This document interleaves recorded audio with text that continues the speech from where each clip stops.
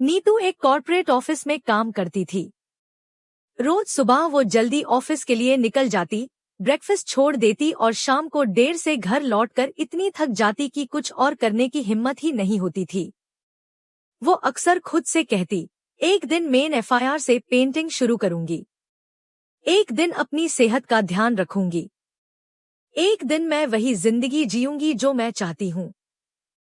लेकिन वो एक दिन कभी नहीं आया। उसका बॉस डिमांडिंग था, कोलीग्स कम्पेटिटिव था और माँ बाप अक्सर कहते, बेटा अब सेटल होना जरूरी है।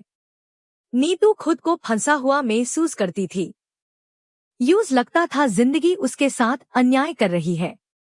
एक शाम जब वो अपना कबर्ड साफ कर रही थी, यूज अपना पुराना स्केचबुक मिला। पहले पेज पर उसने अपने टीनेज दिनों में लिखा था, डियर फ्यूचर में कभी पेंटिंग मैच छोड़ना। मुझसे प्रॉमिस कर, तू अपने सपनों के लिए वक्त जरूर निकालेगी। ये देखकर नीतू की आंखें भर आई। उसने महसूस किया कि उसने धोखा किसी और को नहीं बल्कि अपने आप को दिया था।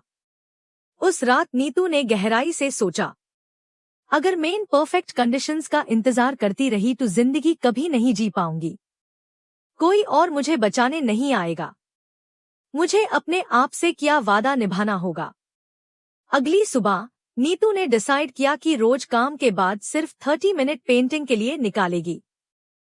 शुरुआत में अजीब लगा। थकान के बाद ब्रश और कलर्स उठाना आसान नहीं था, लेकिन धीरे धीरे उसका मन हल्का होने लगा।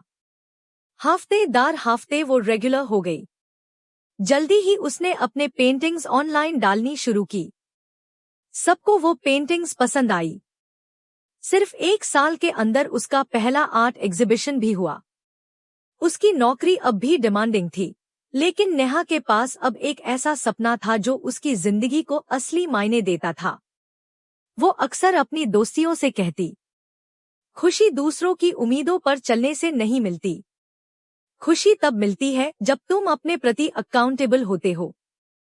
तुम्हें अपने आप से वादा निभाना चाहिए, अपने पैशन को नर्चर करना, अपनी सेहत का ध्यान रखना और अपनी सच्ची जिंदगी जीनी चाहिए।